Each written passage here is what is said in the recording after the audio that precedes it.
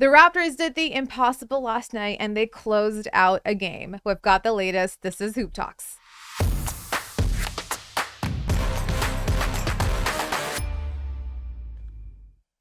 Welcome back, you guys. I'm Noor Zainab. Next to Justin Pooni, Jelani Goodridge-Reid off to my side over there. And we're celebrating a Raptors win. They closed out a game leading throughout the entire way through. Yep. And they also scored 49 first quarter points, the most in franchise history. There was a second there, I think, at the beginning of the fourth, where it looked like actually we might be going back into that little hurdle that the Raptors seemed to not leave alone in the fourth quarter. But this is the first time I've seen them comfortably, properly close out a game 125-110 against Nikola Jokic's Nuggets. Guys, how are we feeling?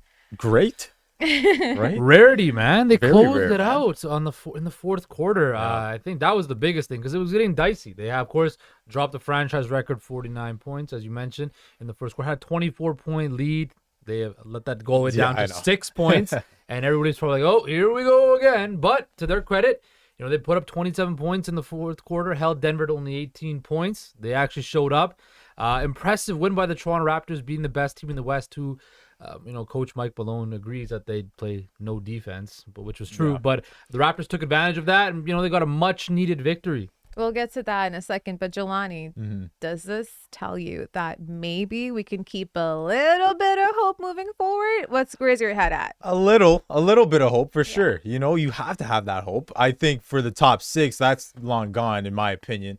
But I still think that if you're looking at that 7th, that 8th spot, it's still likely that there's a shot to maybe get that 8th. Maybe the 7th is a bit too far at this point, but I'm saying to myself, the Raptors could try to get an 8th. I think an 8th is the highest we could probably get. Washington did win yesterday, so the fact that we got one done was huge for us, and there is some separation that we see with the teams at 6 and 7 like that. But I think that moving forward, we have a few games coming up where the Raptors could get them done. I know OKC's balling as of late. I know that Minnesota is a playoff caliber team, but those teams, you could try to get those ones done. You're at home once again, right? So you never know. And then moving forward, you have Indiana, you have the Detroits, and then Washington again. So I do think it's possible. I loved what we saw last night, especially from that guy on the screen, Fred VanVleet. Mr. Fred VanVleet, he was he just did everything the other night. But I do want to mention something about him and what he's been, how he's been able to carry this team after coming back from injury, after coming back from his daughter's birth, family problems, all those things. I think him being that guy who can lead this team in those crucial moments, even when his shots aren't falling, you see his defensive effort, his facilitating, all those things. Yeah. But being that big contribution, helping the team get their first ever 49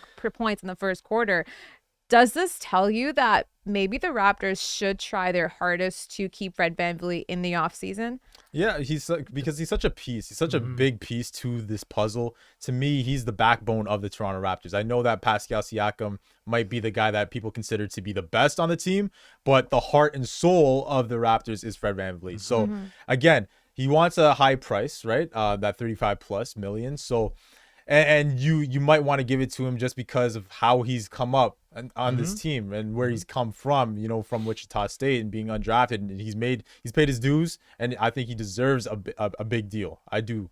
Even though at times, there might be questions to whether or not he is, a championship caliber point guard and things of that nature. I still like Fred VanVleet. I would pay him personally. But again, we talked about it in the last show. When you play against these teams like the Denvers, these top teams in the West, the top teams in the East, you want your guys to step up. And Pascal's not always going to score, right? And we're seeing right now he's in a stretch where he's struggling. So who's going to step up? Who's going to be that other dude? That's Fred VanVleet. And so that's why I was very impressed with him. Moving forward, we're going to need him. We're going to need him every time in the playoffs when the Raptors do make the playoffs and stuff like that. When they Fred do? is such. If they do. No, I'm saying like in the past. Okay, he's been an important piece, right? So moving forward, if you want to be a playoff team, you're going to need Fred VanVleet. They definitely. You need a guy that can put the ball in the basket, and Fred VanVleet can put the ball in the basket. Again, he's been very inconsistent this year, been up and down, but nights like that show you why he was an all-star caliber point guard, why he is a guy who, like you mentioned, he is the heart and soul of the Toronto Raptors. And I don't think that's Pascal Siakam might be the best player, but we know this is Fred VanVleet's team. This is his city. This is his franchise. It was 36 and 7, right? 8 3-pointers. Now I'm not expecting that to go forward, but if Fred can continue to put up, any from 20 points a game to 6 assists a game, that he gets that consistently and plays and is a leader. I saw this one before I went to, I was watching the game. It was one of the, he dumped off to Scotty in the middle, and Scotty went up for the finish, and he was talking to Scotty as they're cutting to commercial, going back to the bench. And I thought that was a true sign of leadership, trying to coach up the young guy, to give him words of encouragement. That is what the Raptors need from Fred VanVleet, is what, to be that leader. To me, he's always also been the kind of guy who's like, I'm like, if he gets traded, he's going to be a Raptor killer. He's going to, not just a Raptor killer, he's going to have nights where I look at the box sheet or Bleacher Report has like his 10 highlights put together. I'm going to be like, that's what we left. That's what we missed out on. And even if he's not contributing the way that we want him to, let's look at the team. The team's not doing anything well right now either. So we can't expect individual performances to carry people over, but Fred's doing that. Now, good stuff aside, I do have to bring up this one little thing here. Uh-oh. We know the Raptors they almost kind of pretty much got the win their first time with the Denver Nuggets in Denver, Colorado. This time, I was watching the game. We had the 49 points in the first quarter. Very happy, but I was holding my breath still throughout the entire game. Still, that fourth quarter came. We were down by 5 points. I looked at that and I was like, this is the team that I know. This is that 49 points was not the team that I know, but this is the team that I know. And the Denver Nuggets, on the other hand, they've lost their 3 straight games of the past that they played, right? So they played against the Bulls, they lost that. They played against the Spurs, they lost that. And they played against the Brooklyn Nets. Now this is their 4th loss in a row. Does this loss say more about the Raptors turning their stuff around or the Nuggets struggling right now? I think the Nuggets are in a slump, right? Well, I think so. The thing with the Nuggets is like they're just not playing defense. And Mike Malone is clearly upset. We saw in his post-game comments and stuff like that. But full marks to the Raptors. You can't as much as Denver's struggling, the Raptors need to play well, and they played well, and they won, right? Yeah. But Denver, again, they're kind of locked in that first seed. They're going through this lull in the season where they kind of have, the first seed locked up, so they have nothing really to play for. I think it was more like the Raptors definitely playing for something. They need to win these games. And Denver, their offense also wasn't shooting well from downtown. They might even just be getting themselves ready for a playoff matchup. That they're like, you know what, I don't like that first seed. I want the second one. I want that guy over there. It's because I think they match up better there. The Raptors, for the first time, like we said, got themselves a secure win. We're happy. We're lucky. But they have a homestand coming up against the Thunder, the Timberwolves, and then they go on to playing in Milwaukee, taking on the Milwaukee Bucks. We'll talk about that next.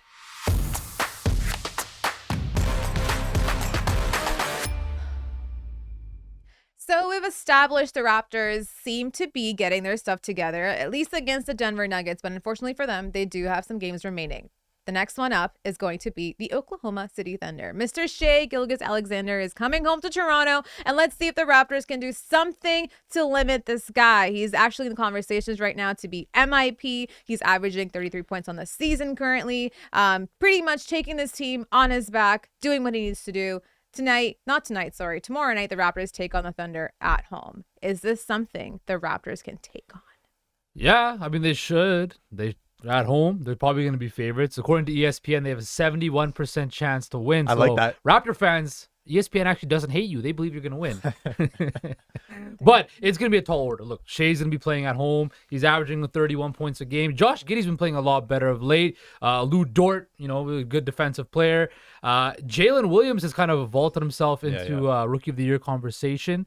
It's going to be a tall order because they're playing some really good basketball right now. I think they've won 4 of their last 5 games, Oklahoma City. But this is the game the Raptors can and should win, and they need to win if they want to keep this trek going forward. But again, you got to guard Shai Gilgeous-Alexander. You can't guard him. You can't guard Shai. By the way, he is, in my opinion, a future Toronto Raptor. Delusional.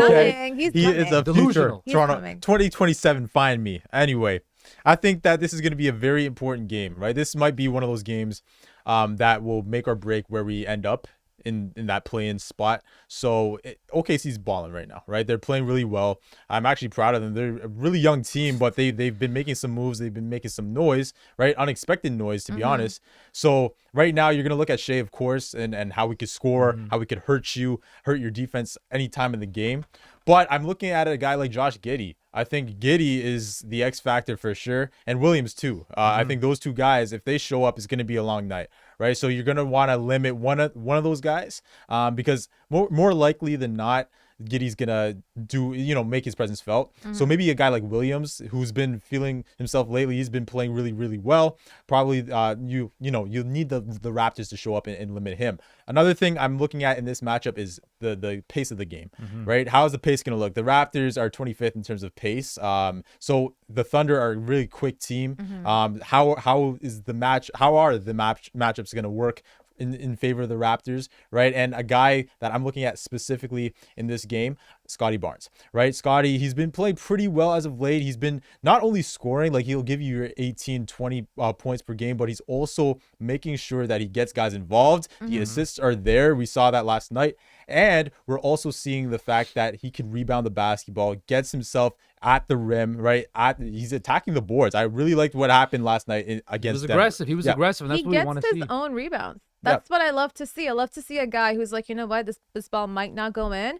I'm not okay with that. I'm gonna go get my rebound and get the putback in afterwards. So seeing that level of intensity, that's why I'm just like, I guess we get frustrated because you're like, I know you'll do this in the fourth quarter, but you can do this in the first, second, and attack third. the boards and even kick it out. He kicks it out, finds an open man like OG or Fred from outside. So I like that. I think Scotty's gonna make his presence felt too. He has to, yeah. He's got a matchup advantage too. Like there's nobody really in the front court of Oklahoma City that can kind of stop the Raptors front court. So I'm intrigued to see how Pascal can he finally bounce back and get back to 20 plus points, right? That's going to be a big factor. I need to see him get back to scoring the basketball at that consistent clip around that 22 to 24 points a game if they want to be successful. And I want to see what Scotty can do. Can he continue playing aggressive? Yeah, after the All-Star game for sure. I think Pascal just hasn't been the guy that we know him to be. And hopefully this is kind of the stretch where he starts that. But if not against the Thunder, the Wolves are right afterwards. Anthony Edwards is unfortunately looking like the guy that we thought he would be. How can the Raptors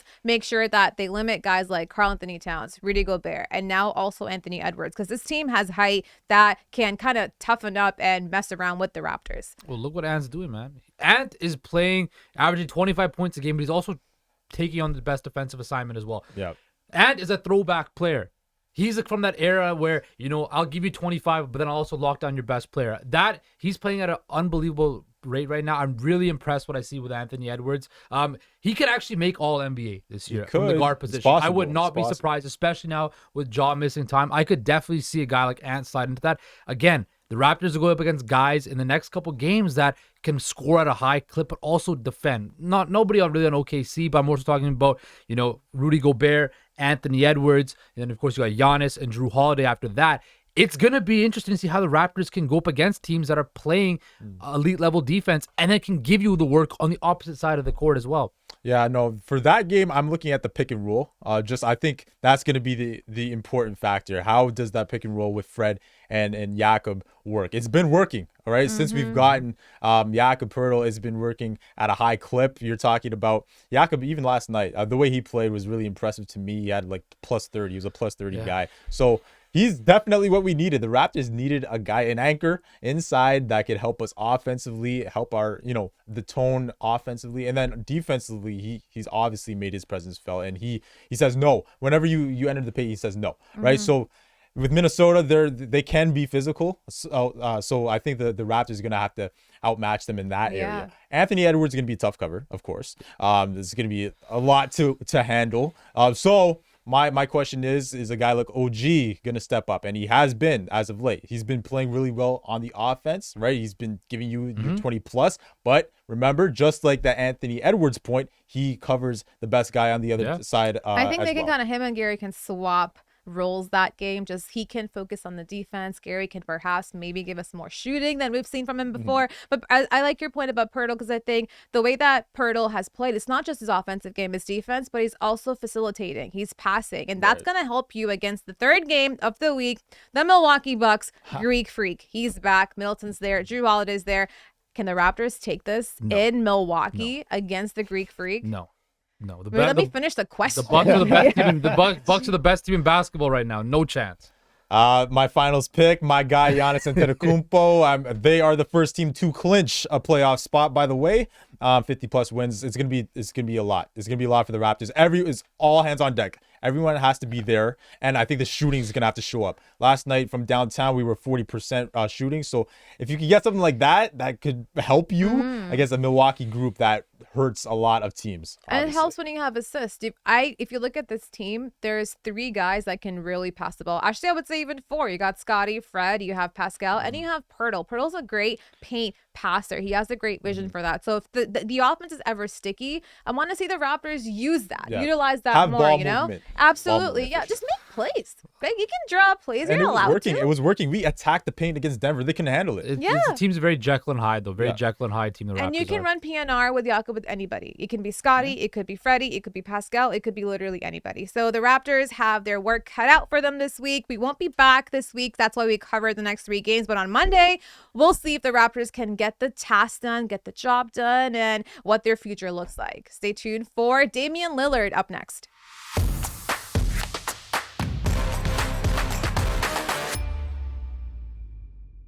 Welcome back to Hoop Talks, you guys. Thank you for sticking around for the Raptors mania bit. But for this segment, we're going to focus on the latest news coming out of JJ Redick's podcast. I feel like anytime he has someone on, there's always some highlights being made, some discourse happening. And this time, this is about Damian Lillard. He was asked about his views when it comes to NBA, ring culture, sports teams, and this is what he had to say. While I understand we play to win championships, we all want to win the championship. We can't keep acting like nothing matters, like the rest of the stuff, the journey doesn't matter. We can't keep doing that. You know what I'm saying? So I feel like there's so many ways that the league is different. There's so many ways, and I think about it all the time where I'm like, man, I don't know if I can just play a long time because I don't enjoy what the NBA as a whole is becoming. I like a lot of what Damian Lillard had to say because I think it just put things into perspective for basketball fans and athletes who aren't playing basketball, to get them a look inside an athlete's head of what he thinks about when it comes to ring culture and super teams, and what having a ring says to you and your accolades and what that means for you as a player. So did you agree with what he had to say?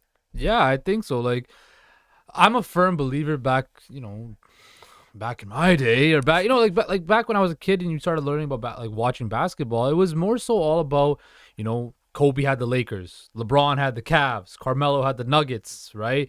Detroit had a cast of guys, right? But there was no super team. Dirk Mavericks. Right? Dirk had the Mavericks, right? Ron Artest had the Sacramento Kings for a minute, right? Jeez.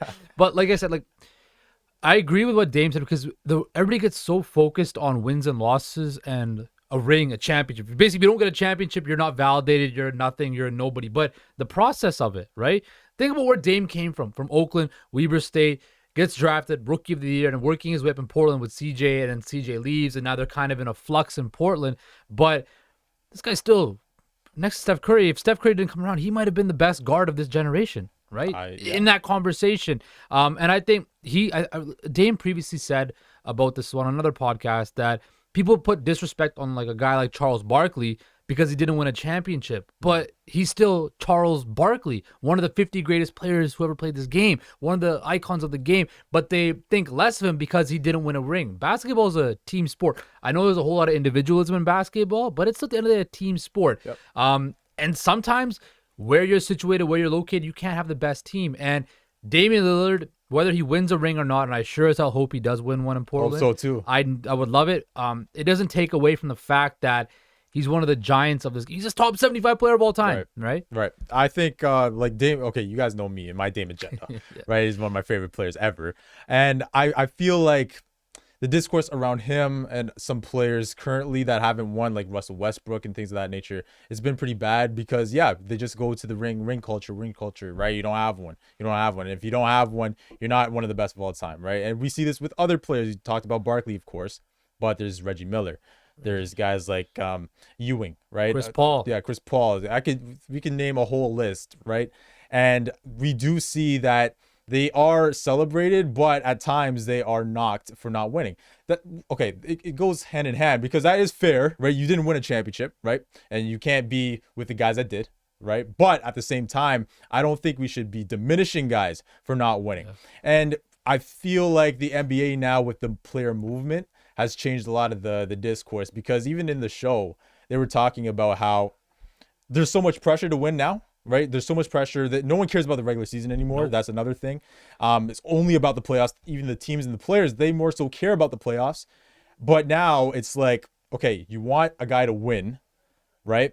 But if he leaves, Kevin Durant, the goalpost moves, the criteria changes. You know, the criteria changes, and then you're like, well, you won with them. You know what I mean? So the value changes. I just feel, though, just going back to the point on Dame, though, I feel like he should be respected. I feel like guys that haven't won but are all time should be more respected, because I find that the talk about, you know, rings and stuff, it's so toxic. It's so if you compare it to other leagues, NFL, NHL, MLB, there's no league or you know, discourse that's so toxic like this. And I get it. The sport, there's less guys on the team, right? And it's so dependent on superstars. I understand that. But same way, but you'll even see, like, when teams win a championship, you hear so much about asterisks and things that happen and players that went down. So even the teams that do win something end up having to answer questions to fan bases and people out there who are like, well, maybe it wasn't fair, or maybe this guy went down. Look at the Raptors we know title. It's right here.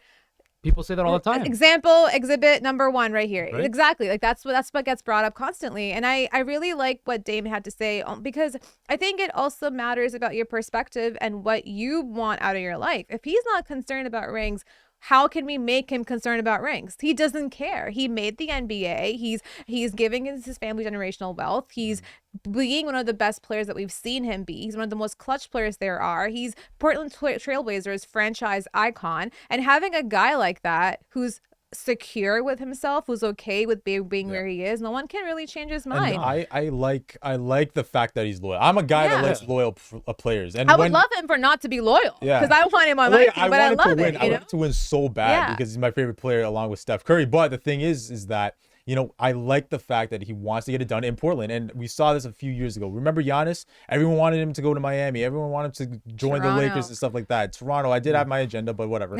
But I think it was better for the league. I think it was better for the league that he stayed in Milwaukee in Milwaukee. And that opened up the discourse that, hey, I can stick where I'm at and win a title because it means more, right? So how should we weigh championships in relation to an athlete's overall success in his tenure in the NBA?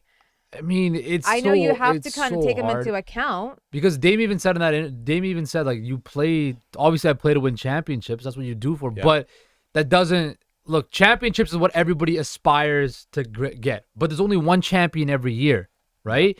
There's only a select few amount of players that ever played in the NBA, and even a small group that are actually NBA champions, right? Championships mean a lot, but it doesn't, like you said, it doesn't affect the process. It doesn't change the discourse on the process. So I think the process on how they became great takes the most weight, but also championships do weigh something, because you want to play the biggest. No, we love loyalty here. I'll take loyalty any day. I would have liked Kawhi to be loyal. I would also like Shai to be loyal to his country and come back here plays for Canada. At one point. He plays for Team Canada. It's fine, but Toronto's also there too. It's an NBA part there as well. There's a not just country. Canada, so if anybody wants someone to be loyal, it's going to be me, to Shai, to Canada. But we take him on tomorrow night in Toronto. We'll see if the Raptors can duplicate what they did against the Nuggets when it comes to the Thunder. After that, they've got the Wolves, and then they fly over to Milwaukee to take on the Greek Freak, one of the best teams in the NBA right now. The Raptors, all eyes on you. We're waiting. We're seeing what happens, because the next few games will decide where they end up in the playoff race, or maybe the play-in. We'll see you guys next time.